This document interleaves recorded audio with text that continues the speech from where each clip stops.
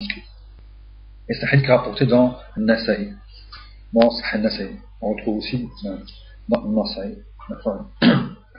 صدقة صدقة العظيمة كثيرة يعني في غزوة تبوك. Donc dans cette raison qui est aussi important, où Othman radiallahu anhu il a donné énormément d'argent pour cette raison.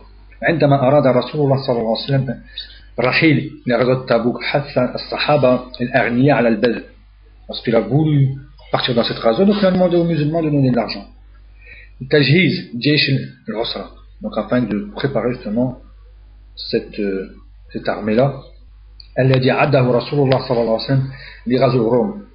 Donc c'était contre les Romains. فأنفق أهل الأموال من صحابة رسول الله صلى الله عليه وسلم كل على حسب طاقته وجهده. Donc chacun a donné de ce qu'il pouvait, selon ses moyens. أما عثمان بن عفان فقد أنفق نفقة عظيمة لم ينفق أحد مثلها. Othman, donc il a donné quelque chose d'énorme. Personne n'a pu faire comme lui. قد ثبت أنه أنفق في هذه الغزوة 300 يعني بعير بأحلاسها وأقلابها. Donc il a donné 300 chameaux. Il a donné 300 chameaux et avec en vérité tout, c'est-à-dire leur selle et tout. Tout ce qu'il pouvait avoir. Non seulement les chameaux plus le matériel qui va avec les chameaux. Donc la monture, toute la monture. Avec toute la monture. وجاء ب1000 دينار فنثرها في حجر النبي صلى الله عليه وسلم. Il a ramené aussi 1000 dinars qu'il a donné bien sûr là où était le prophète صلى الله عليه وسلم. فأخذ النبي صلى الله عليه وسلم يقلبها في حجره فيقول ما درى عثمان ما عمل بعد هذا اليوم. Et après donc le prophète s'en retourné dans cet argent-là. Il avait cet argent-là sur lui. Il disait rien ne pourra nuire à Othman de tout ce qu'il fait après ce jour-là. Donc Allah lui pardonne tout ce qu'il a fait. Et ça en vérité c'est un grand dalil, c'est une réponse à ceux qui critiquent énormément Othman. Othman il est critiqué depuis donc des siècles, depuis longtemps, chez des gens, afin de dire que soi-disant que c'était pas un homme politiquement valable. Il n'était pas politiquement valable. Et qu'ils ont oublié les paroles du prophète sallallahu alayhi wa sallam. Car ces gens-là délaissent la sunna du prophète sallallahu alayhi wa sallam et vont vers l'aql. Ils utilisent en vérité donc l'aql. C'est pas la religion. Ils n'ont pas besoin, ils ne sont pas touchés car Allah Azza wa Jalla sera scellé leur cœur. C'est pour ça qu'ils ne sont pas en vérité donc touchés parce que le prophète sallallahu alayhi wa sallam a dit contradit sur eux. Donc de bien sur eux. Cela ne les touche pas du tout. C'est comme s'ils étaient en face du prophète et ça ne leur touche pas du tout. Voilà en vérité ce genre de personnes. Et ils utilisent leur raisonnement afin de pouvoir critiquer en vérité une des meilleures personnes de l'islam. Une des meilleures en vérité personnes de l'islam. Et ici, il dit aussi le prophète sallallahu alayhi wa sallam par rapport à ça.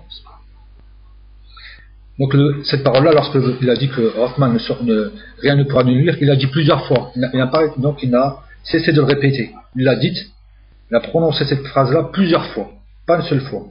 Plusieurs fois, donc ça veut bien dire en vérité l'importance. Donc, sûr que rien ne peut lui nuire, Inch'Allah.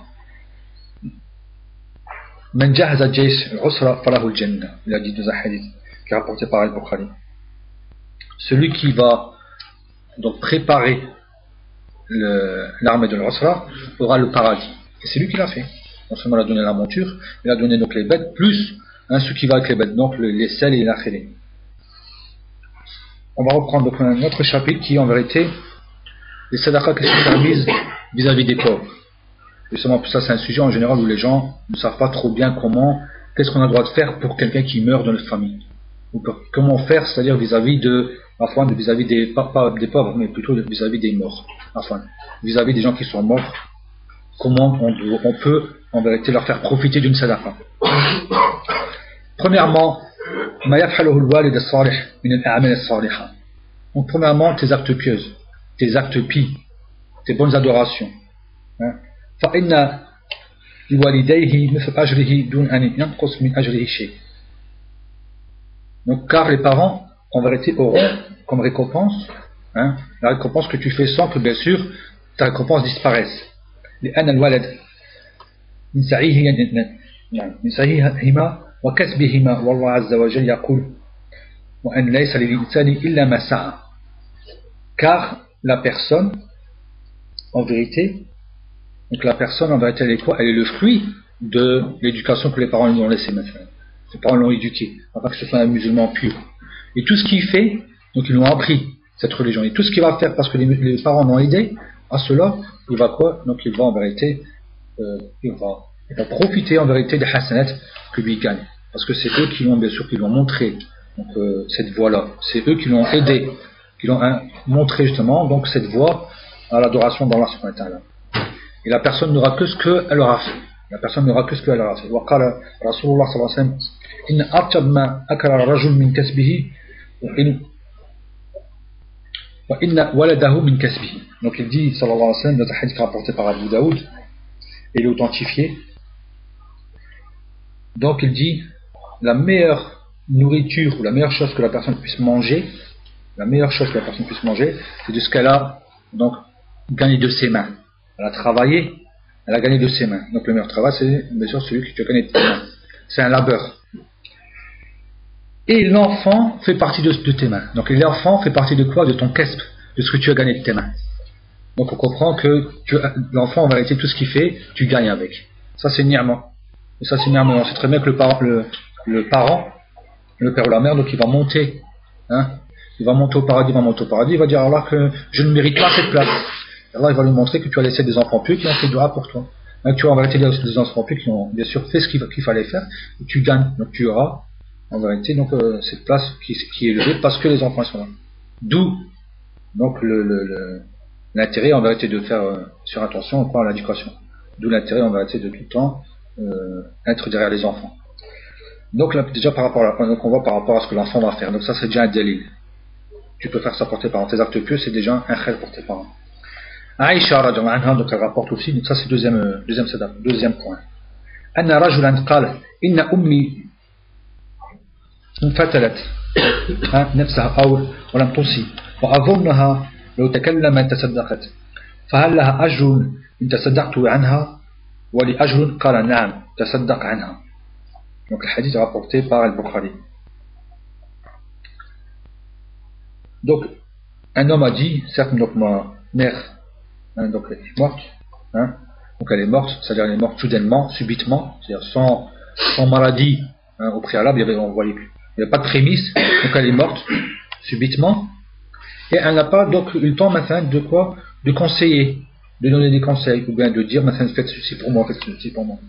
Et je pense que si elle aurait parlé, elle aurait dit, si elle aurait parlé, elle aurait dit bien sûr de faire comme je la connais, donc si elle aurait parlé, elle aurait bien sûr demandé qu'on fasse l'aumône pour elle. Est-ce que la récompense si je fais des aumônes pour elle, et moi aussi j'aurai la récompense, et le prophète sallallahu alayhi wa sallam a dit non. Il dit fais l'aumône pour elle. Fais de l'aumône pour elle. Donc on a déjà des actes pieux, premièrement, deuxièmement, les aumônes. Troisième point, عن ابن عباس رضي الله عنهما أن سعد بن عبادة أخا بني ساعدة توفت أمه وهو غائب عنها فقال يا رسول الله إن أمي توفت أو توفيت وأنا غائب عنها فهل ينفعها إن تصدقت بشيء عنها؟ قال نعم. قال فإني أشهدك أن حائطي المخرف يعني صدقة عليها. Donc Saad ibn Ubada, qui est parmi donc, les enfants donc, de Bani Saada, parmi cette tribu-là, sa mère est morte et lui il n'était pas là, donc c'était en son absence. Il a dit oh envoyé d'Allah, certes ma mère est morte alors que j'étais absent. Est-ce que cela lui sera profitable si je fais de l'aumône en quoi que ce soit, donc si je fais une aumône pour elle? Il a dit oui. Il a dit certes, donc je te prends comme témoin que mon mur, le mikhraf, et ici donc ils disent que c'est le moufmer, comme quoi que donc non seulement que lorsqu'il dit mon mur, haïti, donc on comprend que c'était un enclos, c'était muré, et il y avait en vérité peut-être des arbres fruitiers ou quelque chose comme ça, quelque chose qui va pousser, peut-être un palmier. Donc ils disent le haït, c'est pas la première fois qu'on voit le mot haït dans les endroits où ce qu'ils appellent maintenant le mazara'a. Ils appellent ça maintenant en vérité le mazara'a, avec un mur où on retrouverait peut-être donc des plants, que ce soit des dattes ou autre chose. En général, le médine c'est sûrement des dattes. Allah a'lam. Donc le mikhraf, c'est une sadaqa pour elle. Donc il le donne en sadaqa pour elle. Et aussi, Saad ibn Ubada قال قلت يا رسول الله إن أمي ماتت فأتصدق عنها قال نعم قلت بأي صدقة أفضل قال سقي الماء فتلك سقايا سعد بن مدينة. Et ce hadith est rapporté par Nasaï. Et ce hadith, on le retrouve dans un autre chapitre qu'on n'a pas eu le temps de voir, qu'on verra sûrement après, quels sont les meilleurs sadaqas. Et parmi les meilleurs sadaqas, c'est justement de donner de l'eau. C'est en vérité de creuser un puits maintenant, et de laisser un puits qui sera profitable. Suqi al-ma, donc de faire profiter les gens de l'eau, c'est parmi les meilleurs sadaqas. Donc il dit, certes ma mère est morte, donc Ubada, Sa'd ibn Ubada dit que ma mère est morte, est-ce que je fais de l'aumône pour elle? Il dit oui. J'ai dit, et quels sont les meilleurs types de sadaqa? Il dit, donc abreuver avec de l'eau, donc de donner de l'eau. Et ça c'est justement la suqia de Sa'd, donc c'est la suqia qui est connue, suqia de Sa'd ou à Médine. Et Abu Huraira radiyallahu anhu, أن رجلا قال للنبي صلى الله عليه وسلم إن أبي مات وترك مالا ولم يوصي فهل كفر عنه أن أتصدق عنه قال نعم. Donc un homme va voir le prophète sallallahu alayhi wa sallam, il lui dit certes mon père est mort, il a laissé énormément d'argent, donc il a laissé de l'argent. Et il n'a pas conseillé, il n'a pas dit de faire ceci ou de faire cela. Est-ce que je peux en vérité donc expier maintenant ses péchés, parmi ses péchés, donc est-ce que ça va expier en vérité ses péchés si je fais une aumône pour lui? Il a dit oui, non. Donc c'est profitable pour le père, que ce soit ou en l'élevant en degré par rapport à Hassan, ou c'est même en lui effaçant en vérité même les péchés. Et le hadith est rapporté par Muslim. On va continuer, Inch'Allah. Al-Qana'a ou l'Iffa. Donc, Al-Qana'a, c'est en vérité donc d'agréer, d'accepter ce qu'Allah Azza wa Jal t'a donné. Donc, ça te suffit, alhamdoulilah, tu es à l'aise par rapport à ce que Allah Azza wa Jal t'a donné. Donc, Qana'a, c'est ça, c'est Rida bima qasama Allah ta'ala wa raha al-qalb bizalika. Donc, ton cœur, il est serein par rapport à tout ce que tu as. Tu es riche, tu es pauvre, ça change rien. Tu sais que c'est Allah qui donne, donc ça ne te dérange pas. Ça c'est Al-Qana'a. Et ça c'est demandé. Parce que celui qui est Al-Qana'a, il a quoi? Donc ça ne le dérange pas de donner. Ça ne le dérange pas justement d'être bon, d'être généreux. D'être en vérité généreux. Mais surtout ça a été loué. Donc Al-Qana'a c'est justement vanté dans les hadiths du prophète sallallahu alayhi wa sallam. Donc il dit sallallahu alayhi wa sallam Man asbaha minkum aminan fi sarbihi معافي يعني في جسده عند قوت يومه فكأنما أحيزت له الدنيا بحذافيرها. Donc celui en vérité qui